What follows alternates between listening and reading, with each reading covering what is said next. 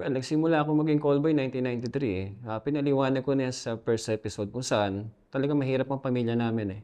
Nagpaturo ako sa isang kakilala ko na nagko-callboy. Sabi ko, turuan mo ako mag-callboy, paano ba yan? So, nagsimula ako maging callboy. May nagbebenta, yung callboy. May bibili. Sino yung mga bibili? Pwedeng matrona, bisexual or homosexual or skeleton in the closet. Always two. Tapos nami-minimize yung chance na magkaroon kayo ng sakit. At napabalita din yan nung panahon ng pandemic na merong isang callboy na kumita ng milyon. Totoo yun. During times na MECQ, ECQ o GCQ, nagpa-private show siya. Which is kumita siya. Pinapadala sa kanya through GCash. Talagang kumita siya ng millions na pagpagawa siya ng bahay. Totoo yun. Ang paghahanap ng aming mga guest at pagbabahagi ng kanilang kwento ay nangangailangan ng maraming oras. Pero sa tulong nyo, makakadiscover kami ng mga iba't iba pang mga istorya ng ordinaryong Pilipino. Para sa mas magandang community experience, pwede kayo makipag-usap at magtanong ng kahit ano sa aming mga naging guests at manatiling anonymous sa Discord. I-click nyo lamang ang join button para maging isang exclusive member. Maraming salamat!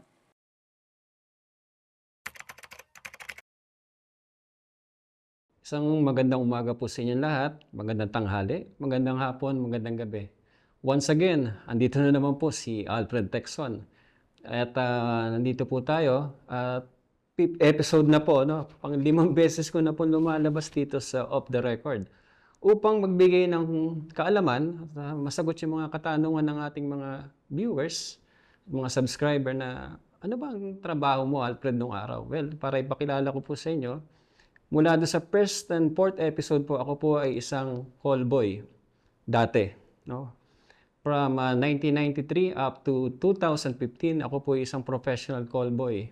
Ano po ba yung callboy, no? Well, yung callboy po, sa makatuwid ito po kung ito ay ating papaliwanag, masasabi pong ito ay isang flash trader, escort, na sumasama po sa mga tao na nangangailangan ng kasiyahan sa buhay o nalulungkot. Ako po ay hina-hire po, ano po. And mostly, paano ba ito nangyayari? Ako po ay nagtatambay dati sa Isitan Recto kung saan doon po sinasagawa itong trading na to, na po. So, ayan po, marami po tayong katanungan sa ating mga viewers. Sasagutin po natin yan para maipaliwanag ano ba yung ginagawa ng mga taong lumalabas sa gabi o mga ginagawa mga bagay na sabihin natin na hindi naman illegal pero diskarte sa buhay kung paano kumita, no? At ginagamit at kinakalakal ng sarili upang mabuhay po. So, ayan po, andito na po tayo sa Off the Record. Ayan po, Sir Alfred. Pwede po kayo magkwento po sa amin ng experiences niyo po before po nung nagtatrabaho pa po kayo as a callboy. Baka pwede po kayong ma-share sa amin na kung ano po ba yung day-to-day life po ng isang callboy. Well, nagsimula ako maging callboy 1993 eh. Pinaliwanag ko na yan sa first episode kung saan talagang mahirap ang pamilya namin eh.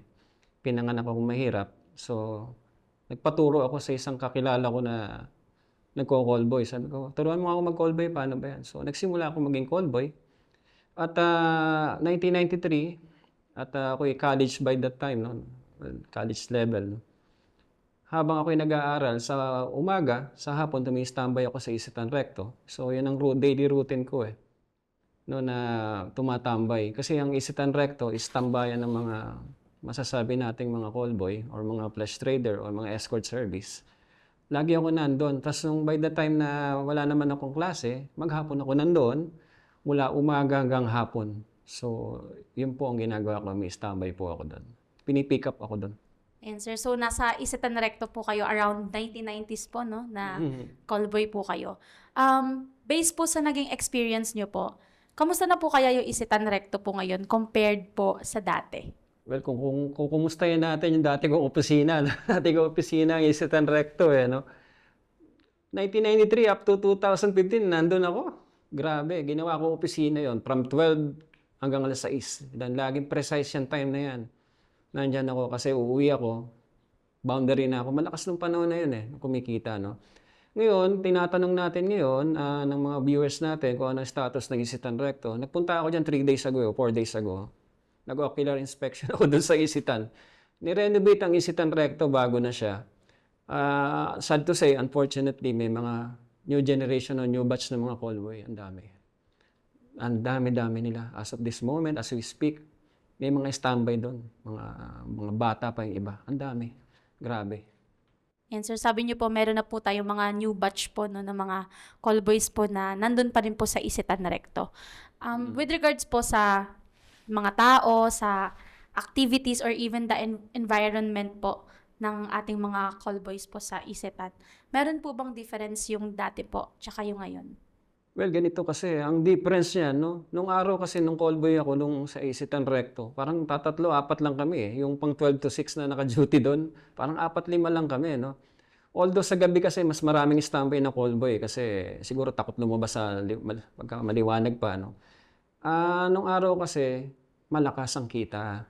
Malakas na malakas. Pag sinabi mo kasi nung araw, kailangan ko ng 1,000, within a day, magagawa mo yung 1,000. Ganun kalakas doon. Kasi nga outnumbered kami, mas maraming mga gays nung araw. At kaming mga callboy, lilima, apat lang. So, malakas talaga nung araw. Kaya lang, up to present, siyempre, siguro, changing times eh. Environment times, mga factors na ganyan na mas mahirap ang buhay ngayon. Mas marami yung callboy ngayon. Grabe. Outnumbered ngayon. Kukunti na lang ang gays ngayon. Karamihan doon callboy na ngayon. Ang dami-daming callboy ngayon. Sir, sa tingin niyo po, bakit po sa tingin niyo dumadami po or parang nagiging concentrated po yung number ng mga call boys po ngayon? Well, kasi ibang mindset ng mga kabataan ngayon. Nung araw, ayaw nilang pumatol sa mga gays, sa mga ganyan, kasi nga mataas pa yung morality. Pero at present times, bumaba yung morality, plus yung naghihirap ang tao ngayon, mga kabataan, o may mga problema sa buhay, o may mga bisyo, ang tanging paraan nila yung hindi na magnakaw eh. Yung iba dyan, makakatiis magnakaw, hindi magnakaw, pero yung mga present people ngayon, mas gusto nila magbenta ng sarili nila or pumatol sa ganyan, pumasok sa pagko-callboy. Kasi easy money eh. Kaya gusto nilang gawin ngayon yan. Na akala nila yun ang makapagpapabago ng buhay nila, pagpasok sa ganyan. Pagdating naman po sir sa mga kliyente, di ba sabi niyo po kanina sir, usual po talaga ng mga clients po ng mga call boys ay mga gays. Ngayon po ba sa panahon po natin ngayon, may nagbago po ba sa demographics po ng mga usual pong kliyente ng mga call boys? May nagbago na. Oo. Dahil nga sinabi ko, number one factor is changing times, no? Kasi yung mga generation ngayon ng mga millennials, saka mga Gen Z, na bagong batch ng gays or LGBTQ, no? Mga bagong batch kasi ng mga gays ngayon, medyo hindi na sila yung tipong pumipick up eh. So in my own opinion, in my humble opinion, hindi na sila pumipick up. Some of them may pumipick up, pero some of them, mostly, pumapatol na lang sa same gender eh. Like bisexual to bisexual or homosexual to homosexual. Walang money involvement eh. Kaya yung demographics ng pagko-callboy ngayon, dumami yung callboy pero baksak na industry ngayon ng pagko-callboy eh. Imagine mo, nung panahon namin, 500, 1,000 ang presyo. Ngayon, magkano na lang ang 150. Kaya yung nauso yung salitang 150 eh. 150 na lang. Grabe, di ba?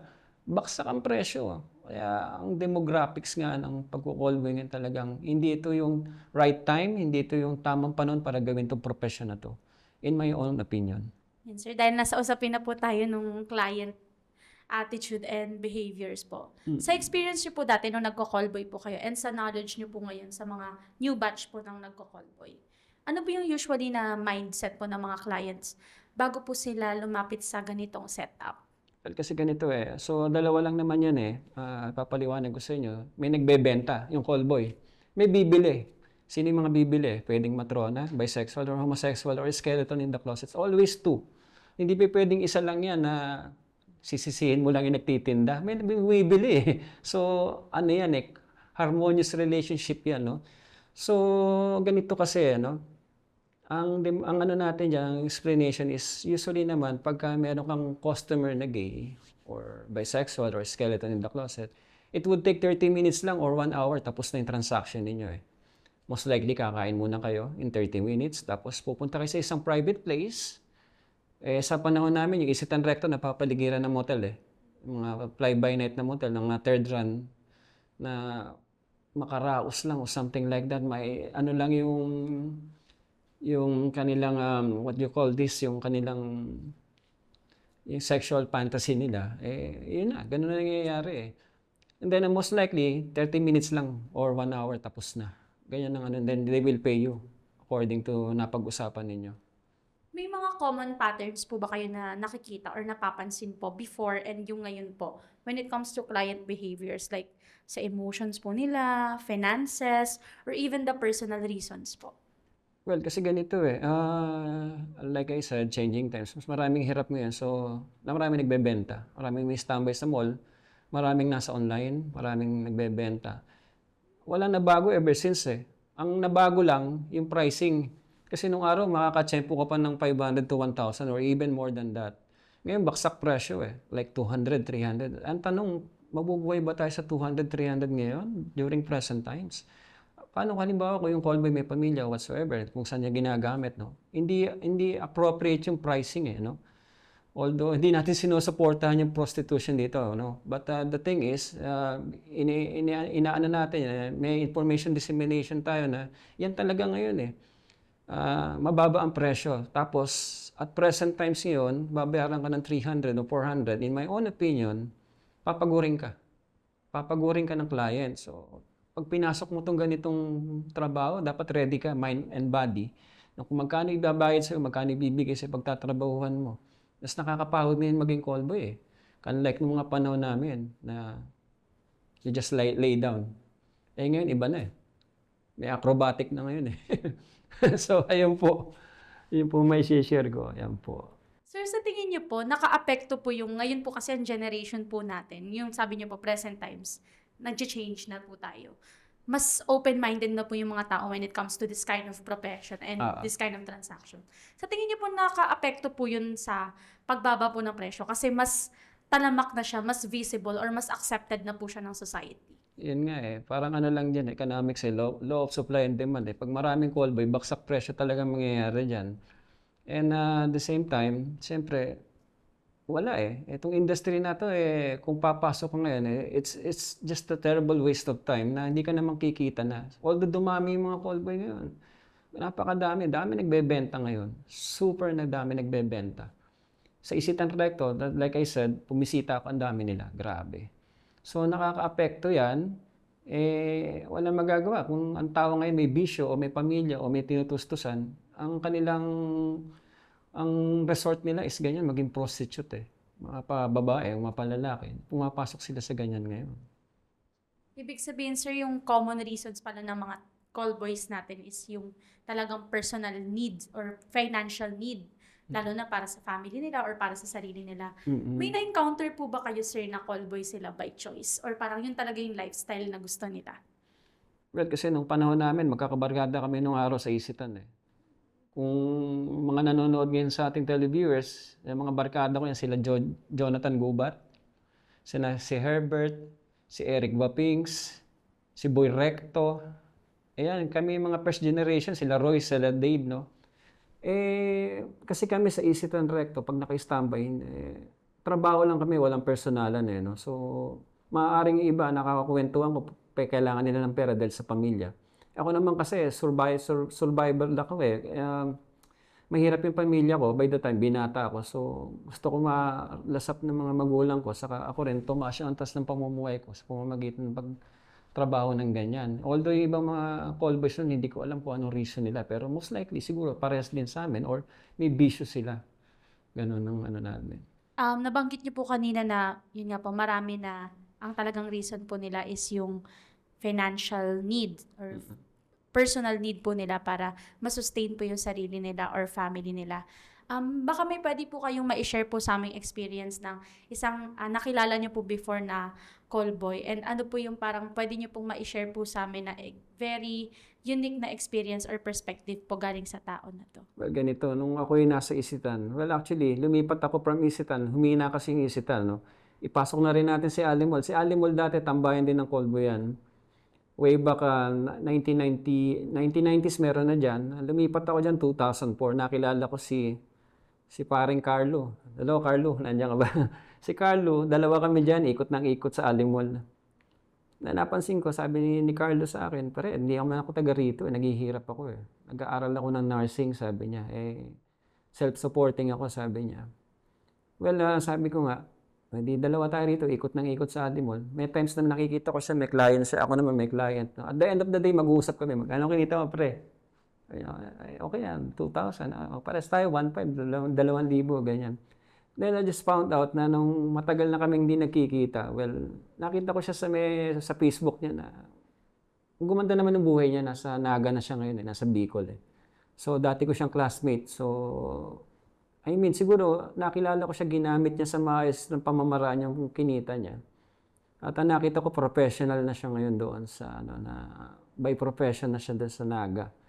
Yun, at ako naman on my end, hindi naman din gumanda yung buhay ko mula nung pinasok ko yan eh. So up to present ngayon, kung tatanungin yung status ko ngayon, working ako on a private company. Pero yun nga, well at least you only live once, then that's my part of my life na lang eh. Gumaga.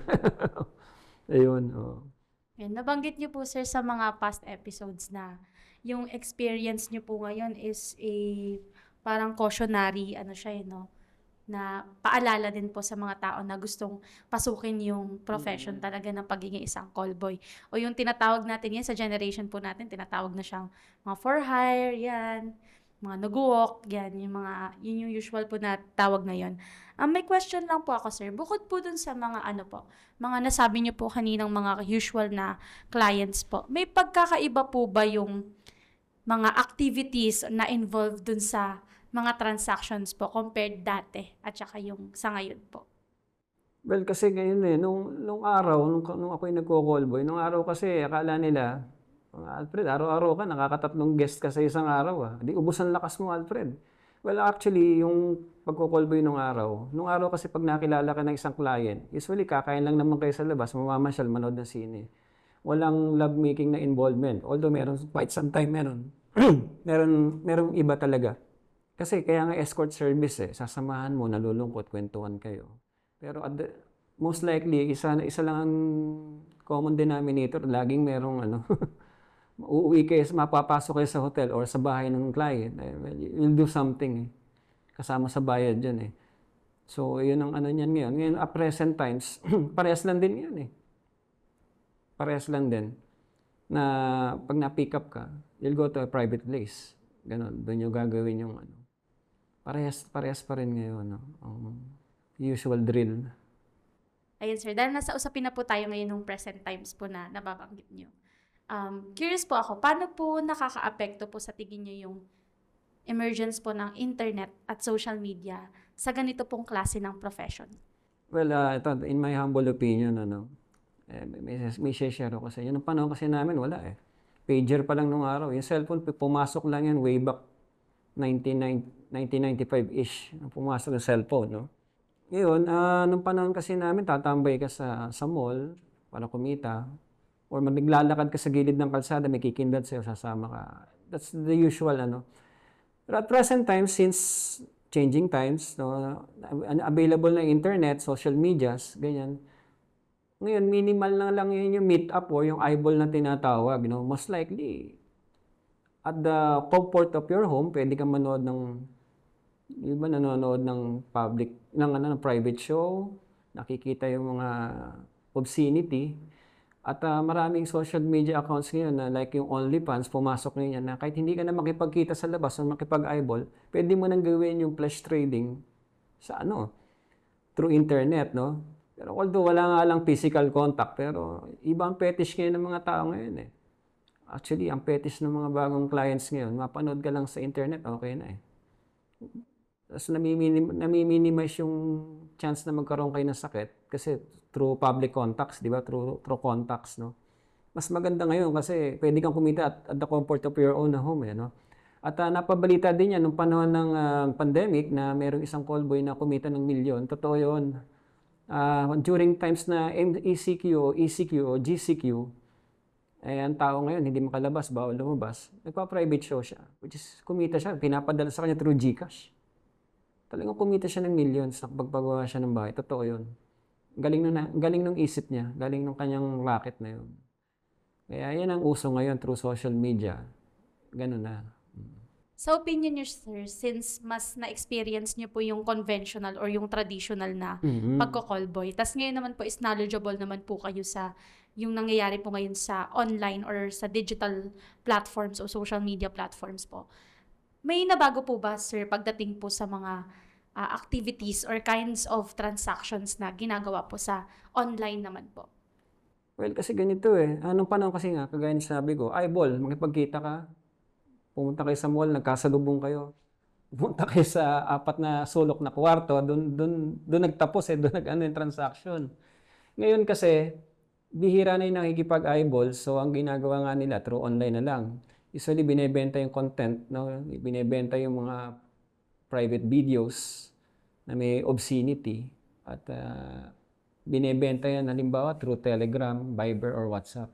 Bawal kasi magpasa sa Messenger ng ganyan dahil minomonitor ni Meta. So, usually, ang ginagawa nila dyan, nagko-contact sila, then at the same time, sa ibang social media, sila nagpupunta, sa Viber, WhatsApp, saka Telegram, doon sila nagtatransact. Ngayon, ang mode of payment, usually Paymaya, through bank transfer, or GCash most likely. Ganun, parang, I'll give you the merchandise, you'll give me the money. Ganun pa rin naman ang trade niya. No, so, show me what you got, show me your pictures, show me your videos. Yan ang binabayaran ngayon. Yan ang present times ngayon ng digital world ngayon. Kumpara doon sa mga lumang pamamaraan na i-standby sa mall. Although meron pa naman ding standby sa mall eh. Pero sa tingin ko, hindi na kumikita yung mga standby sa mall. Ang dami nila eh. No, so, ang baba pa ng presyo. So, ayun. Sir, curious lang po ako, dun po sa mga digital platforms or sa nabanggit niyo po kanina na sinishare sa mga different kinds of social media platforms, hindi po kaya mas at risk po sa security and privacy yung nagbebenta na baka i-share po sa iba yung videos nila without their consent? Paano po nangyayari yung agreement na, itong video na to, itong photo na to is para lang sa'yo at hindi mo siya pwedeng i-share? Talagang at risk, whether we like it or not, talagang at risk yung mga videos eh. No? Unlike, halimbawa sa akin, may mga private videos ako. Kung sakaling ganun, ibibigay ko sa ibang tao, at risk talaga na ipapasa sa iba yon. Ngayon, kahit sabihin natin na may tinatawag kasing OnlyFans o subscriber, magbabayad sa'yo, only channel, yung channel na yon, lahat ng client mo papasok doon mo i-segregate, doon mo ipapasa. Well, talagang at risk, and we cannot do anything about it na talagang at risk eh. Tingin ko nga, halimbawa, nung araw, meron akong picture eh, parang napunta na sa DVD eh. Parang napanood ko yung sarili ko sa DVD eh. Pero like I said, I don't give a damn kasi unang-una pinasok ko to, pinanindigan ko to. Saka, I mean, kung malaman naman ng kamag-anak ko, malaman ng mga klase ko nung araw, they don't give, naman eh. Kasi unang-una, in just 2 weeks lang, makakalimutan na nila yung ginawa mo eh. Yung legacy na sinasabi ko, nung iiwanan ko dito, well, this, you only live once eh. This is my life eh. This is my true story. So sabi ko nga, wala akong pakialam kahit may makakita. No? Mapapag-usapan ako. At least na-share ko yung side ko. At nagkaroon tayo ng personal na information dissemination na dapat malaman ng tao at maiwasan ano man dapat gawin pagka ganito ang mga pangyayari. This is true story and reality. Yan po. Sir, dun po sa mga tao na nagbabalak po na maging callboy or pumasok po sa ganito pong transaction, ano po yung parang pinakamabigat na consequence po na naranasan niyo po in your experience na pwede niyo din pong ma-share po sa mga taong gusto pong pumasok sa ganito? Nung panahon kasi namin, i-share ko sa inyo, nung panahon namin, makipagkwentuhan ka lang, magkaka 500 ka. Merong ganun. Manonood kayo ng sine 500, kakain kayo sa labas, 500 or 1,000. Pero hindi naman laging ganun eh. This present times, iba na eh. Bago ka bayaran ng 500 or 1,000, talagang papagurin ka ng client. Which is, ang tanong, kaya ba ng mga taong papasok sa ganitong industry ngayon o nagigipit na kaya ba nilang gawin yung ginagawa namin na tinatawag na all the way? Well, actually, baka hindi nila kaya eh. No? Sa hirap ng buhay ngayon, di ba? I mean, kung gagawin nila to, dapat buo ang puso mo, buo dibdib mo. Pero hindi ko in-encourage sa mga kababayan natin na pumasok sa ganito dahil ito ay isa sa mga pinakamadungis na pamamaraan na paggawa, pagdilihensya ng pera. No? Huwag ko sa kanila, magtrabaho na lang sila. At let's iput natin ang faith natin sa Diyos na sana'y makaraos tayo araw-araw na hindi natin dapat pasukin yung ganitong pagtatrabaho ng ganito kasi nga hindi maganda. At usually pagka easy money, easy go yan eh. Ako tulad ko, pag kumita ko na 1,000 nung araw, inubos ko rin kaagad within 10 seconds kasi bakit? Ikikita naman ako bukas ng 1,000, dami kong client eh. Wala nangyari sa buhay ko. So, yung mga gustong pumasok ng ganito, sana mapag-isip-isip nila na this is not the right time pumasok ng ganyan. Sayang at walang kwenta. Paano naman po sir para sa mga tao po na, let's face it, nandito na po talaga sila sa ganitong klaseng industry and they have no choice po or other options to give up this profession. Ano po yung pwede niyo pong masabi po para sa kanila? Sabi ko nga sa kanila, kung ituring na lang nilang yung ginagawa nila is part of growing up, wag na lang nilang karirin. Kasi hindi most of the time na kikita ka sa ganito. Hindi ka habang buhay callboy. Kasi like I said, tatanda ka. Wala nang bibilis pag tumanda ka, nasira ang katawan mo. Nung araw kasi ako, hindi naman sa pagbubuhat ng bangko kasi 6-footer ako eh. Tapos sa mistiso ko, ginamit ko talaga yung looks ko para kumita. Siyempre, 48 na ako ngayon. Hindi na ako pwedeng pumasok sa ganyan. Kaya anong nangyari, kung may papasok pa sa ganitong profession na wala nang mangyayari talaga. Kasi baksak na industry ang pagko-callboy eh. No? Baksak na industry na. So walang kahinatnan. Kaya like I said, magtrabaho na lang kayo ng matino at least 8 hours, 7 hours, or 10 hours. May enjoy nyo yung fruit ng labor. No? Kasi ito, pagka pumasok sa ganito, usually ang mindset ng isang callboy, kumita ng 1,000, ay ubusin ko to, bukas meron pa eh. Pero ang masama nito, paano kung wala nang bukas? Wala nang kukuha sa'yo o tumanda ka. So, yun po. Maling profession nito. At wag sana nilang gayahin. Sir, curious lang po ako. Ano po yung naging turning point po ng buhay niyo for you to realize po na hindi na po ito yung kind of profession na gusto niyo pong i-pursue for the rest of your life po? Kasi nagbago na ako eh. Noong 2004, huminto ako sa pagko-callboy. Ang problema, pumalit doon, pangmamataw na naman. Wala eh. Siguro ito yung path na pinupuntahan ko eh, no? At yun nga, kagaya ng sabi ko, siguro hindi rin ako naiba dahil for your own information kasi ang totoo, ang magulang ko kasi ang mother ko is a prostitute from Marilao, Bulacan. And my father is jobless na sugarol pa. So, ito lumabas, ito naging outcome, no? What I mean is, sana nabago ko yung buhay ko, no? Pero I mean, kung pwede naman natin mapabago ang buhay natin, why not, no? Sayang lang eh. No? Kaya sabi ko, I regret na pinasok ko to. Pero, I mean, kung ako ilalabas ulit, siguro, kung may magtatangka sa akin, makipag-chat sa akin, why not? Kasi, yun ang buhay ko eh. Doon ako nag-specialize eh. So, sabi ko nga, ano na lang ako, kumbaga, go with the flow sa life na yun. The moment po na nakaalis na po kayo upon realizing na ayaw niyo na po sa ganitong klaseng industriya, the moment po na umalis kayo, ano po yung parang pinaka naging inspiration niyo or parang pinaka naging realization niyo po? Well, yan, siguro, pinili ko na lang na magbago na kasi nga, hindi na pwede. 48 na ako, matanda na ako. Lumaki pa yung tiyan ko. Ano yung nagbago na lang ako, no? Pero isa sa mga bagay kasi nga na-experience ko dito nung pag-callboy na hindi ko ni-regret is sinabi ko dati sa episode 1 na nalibot ko yung buong Pilipinas dahil sa ganitong profession ko. Nakarating ako hanggang Isabela down to Jensan, hanggang Mindanao. Sa dami ng client ko kasi, so nalibot ko yung buong Pilipinas. Yun po. So yun na lang, at least nakapag-travel na ako, no? Sa lahat po ng nangyari po sa life niyo from entering the industry of pagko-callboy po, may part po ba kayo na gustong baguhin or may part po kayo na sobrang pinagsisihan niyo po? Nagsisi ako, ba't hindi ko inipon yung kinita ko eh. Kasi ang mindset ng callboy, kita ko ng 1,000. Pag inubos ko, meron pa naman bukas, no? Hindi ako nakapag-ipon eh. Wala akong naipon. Although may mga napundar ako, like, nung araw kasi, meron akong bahay, may kotse ako. Punong-puno ako ng alas, pero nawala na lahat yun eh. Kasi nga easy money, no? Ngayon, nagtatrabaho na lang ako ng private sector. Medyo binabalyo ko yung kinikita ko ngayon. At tinuring ko na lang na parang panaginip yung pagiging callboy, no? So, sabi ko nga, may turning point na. Sabi ko, magbago na ako, no? Pero kung ako itatanungin nga, kung sakali ba, Alfred, lalabas ka pa ba? Sabihin ko sa kanila, hindi ako nagmamalinis. Pero baka sakali, lumabas pa ulit ako. Although, minimal na lang.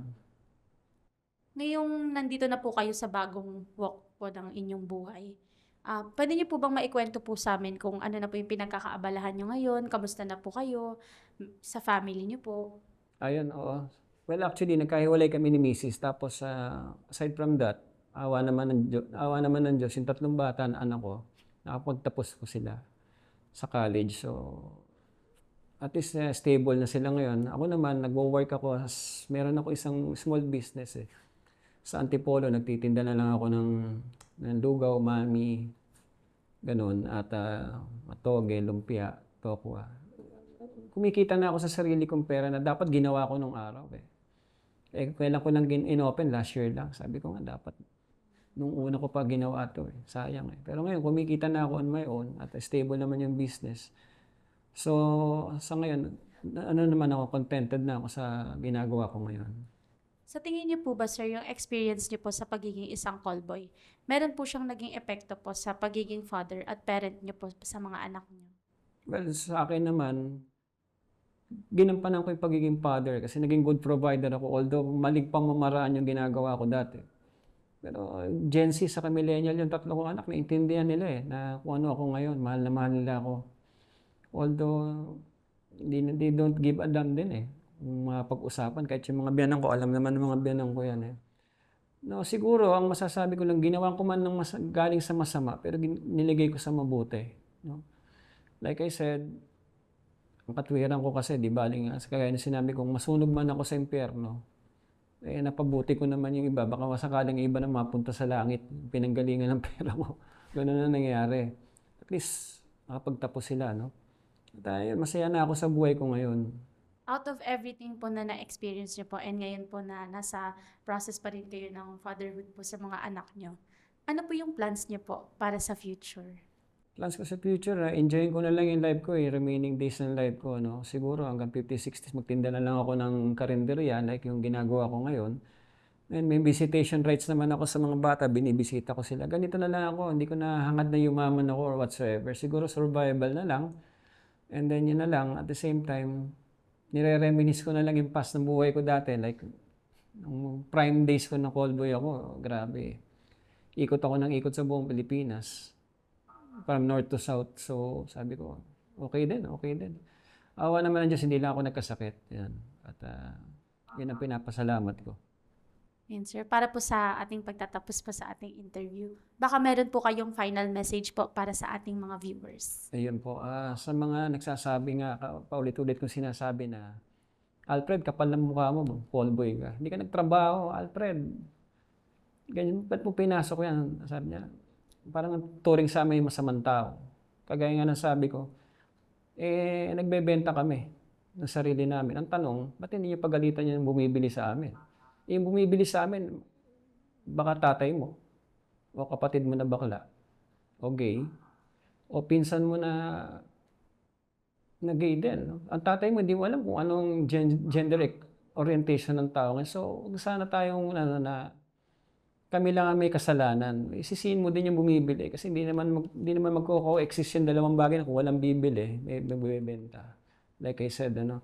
And then for the last time, sabi ko nga, nagpapasalamat ako sa Off the Record kasi binibigyan kami ng chance dito na ma-interview at yung reality ng buhay at ma-share yung side namin. Sana po mag-subscribe po tayo sa YouTube channel ng Off the Record at maraming salamat po at sa mga gusto pong magtanong at meron pa na katanungan, andyan po yung Facebook ko, Alfred Texon.